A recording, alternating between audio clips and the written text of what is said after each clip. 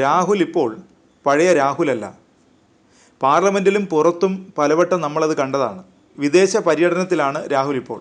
വിദേശത്തും B J പിക്കും R S എസിനുമെതിരെ ശക്തമായ പ്രതിരോധമാണ് രാഹുൽ ഗാന്ധി തീർക്കുന്നത്.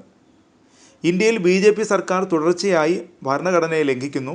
അത് അനുവദിച്ചു കൊടുക്കാനാവില്ല. ഇന്ത്യൻ ഭരണഘടനയുടെ അഖണ്ഡത സംരക്ഷിക്കാൻ കോൺഗ്രസ് പ്രതിജ്ഞാബദ്ധമാണെന്നും രാഹുൽ വ്യക്തമാക്കി. ഡാലസ് ഇർവിംഗ് ടൊയോട്ട മ്യൂസിക് ഫാക്ടറിയിൽ ഇന്ത്യൻ ഓവർസീസ് കോൺഗ്രസ് സംഘടിപ്പിച്ച സ്വീകരണ സമ്മേളനത്തിലാണ് രാഹുൽ ഇക്കാര്യം വ്യക്തമാക്കിയത്. യു എസ് സന്ദർശനത്തിനിടെ രാഹുൽ ആർ എസ് എസിനെയും ബി ജെ പിയെയും കടന്നാക്രമിക്കുകയാണ്. ആർ എസ് എസിനും ബി ജെ പിക്കും ഇന്ത്യ എന്താണെന്ന് മനസ്സിലാകുന്നില്ല. ആർ എസ് എസ് പറയുന്നത് ചില സംസ്ഥാനങ്ങൾ മറ്റ് സംസ്ഥാനങ്ങളെക്കാൾ താഴ്ന്നതാണെന്നാണ്. ഇന്ത്യയുടെ ബഹുസ്വരതയെക്കുറിച്ച് അറിയാത്തതുകൊണ്ടാണ് ആർ എസ് എസ് അങ്ങനെ പറയുന്നതെന്ന് വിർജീനിയയിലെ ഇന്ത്യൻ സമൂഹത്തോട് സംസാരിക്കവേ രാഹുൽ പറഞ്ഞു. ചില സംസ്ഥാനങ്ങൾ മറ്റ് സംസ്ഥാനങ്ങളെക്കാൾ താഴ്ന്നതാണെന്ന് ആർ എസ് എസ് പറയുന്നു.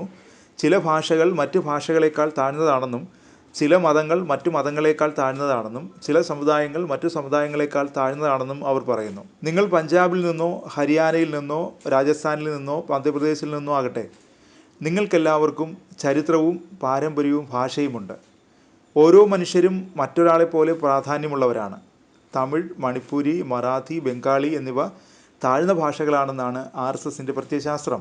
അതാണ് ഈ പോരാട്ടത്തിൻ്റെ ഉള്ളടക്കം. അത് അവസാനിക്കുന്നത് പോളിംഗ് ബൂത്തിലോ ലോക്സഭയിലോ ആണ്. എന്നാൽ നമുക്ക് എങ്ങനെയുള്ള ഇന്ത്യയാണ് വേണ്ടതെന്നതാണ് യഥാർത്ഥ പോരാട്ടം. ഇന്ത്യ എന്താണെന്ന് അവർക്കറിയില്ലെന്നതാണ് യഥാർത്ഥ പ്രശ്നമെന്നും രാഹുൽ പറഞ്ഞു. ആർ എസ് എസിന് മാത്രമല്ല ബി ജെ പിക്കും ഇന്ത്യയുടെ ബഹുസ്വരത മനസ്സിലാക്കാൻ സാധിച്ചിട്ടില്ലെന്ന് രാഹുൽ കുറ്റപ്പെടുത്തി. ഇന്ത്യ ഒരു യൂണിയനാണ്. ഭരണഘടനയിൽ വ്യക്തമായി രേഖപ്പെടുത്തിയിട്ടുണ്ട്. ഇന്ത്യ അല്ലെങ്കിൽ ഭാരതം എന്ന് പറയുന്നത് സംസ്ഥാനങ്ങളുടെ യൂണിയനാണ്. ഭിന്ന ചരിത്രങ്ങളും പാരമ്പര്യവും സംഗീതവും നൃത്തവും ഈ യൂണിയനിൽ ഉൾപ്പെട്ടിരിക്കുന്നു. എന്നിട്ടും അവർ അതിനെ ഒരു യൂണിയനായി കാണുന്നില്ലെന്നും രാഹുൽ പറഞ്ഞു. ടെക്സസിൽ സംസാരിക്കുമ്പോഴും ആർ എസ് എസിനെ രാഹുൽ വിമർശിച്ചിരുന്നു. സ്ത്രീകൾ വീട്ടിലിരിക്കണമെന്ന് വിശ്വസിക്കുന്നവരാണ് ആർ എസ് എസും ബി ജെ പിയും. സ്ത്രീകൾ വീട്ടിലിരുന്നാൽ മതി, അവർ ഭക്ഷണം ഉണ്ടാക്കണം, അധികം സംസാരിക്കാൻ പാടില്ല എന്നെല്ലാമാണ് അവരുടെ കാഴ്ചപ്പാട്. ഇന്ത്യൻ പുരുഷന്മാരുടെ സ്ത്രീകളോടുള്ള സമീപനത്തിൽ മാറ്റം വരണം. സ്ത്രീകൾ രാഷ്ട്രീയത്തിൽ സജീവമായി ഇടപെടണം. പുതിയ ബിസിനസ് സംരംഭങ്ങൾ തുടങ്ങാൻ സ്ത്രീകൾക്ക് സാമ്പത്തിക സഹായം നൽകണമെന്നും സംവാദത്തിൽ രാഹുൽ പറഞ്ഞു. കിലോമീറ്ററുകൾ നടന്ന് രാഹുൽ ഗാന്ധി നടന്നു കയറിയത് ജനങ്ങളുടെ ഹൃദയത്തിലേക്കാണെന്ന് കോൺഗ്രസ് ഓവർസീസ് അധ്യക്ഷൻ സാം പിത്രോദ പറഞ്ഞു. ബി ജെ പിയാണ് രാഹുലിന് പപ്പു എന്ന പട്ടം നൽകിയത്.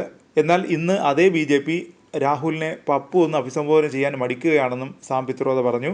തൻ്റെ പ്രവർത്തനങ്ങളിലൂടെ രാഹുൽ ഗാന്ധി തന്നെയാണ് ബി ജെ പി ചാർത്തിയ പപ്പു എന്ന പേര് മാറ്റിയെടുത്തത്. ഭാരത് ജോഡോയുടെ 4000 കിലോമീറ്റർ യാത്രയിലൂടെ രാഹുൽ ഗാന്ധി നടന്നു കയറിയത് ജനങ്ങളുടെ ഹൃദയത്തിലേക്കാണെന്നും പിത്രോദ പറഞ്ഞു. രാഹുൽ ഗാന്ധിയെ വേദിയിലിരുത്തിയായിരുന്നു അദ്ദേഹത്തിൻ്റെ പരാമർശം.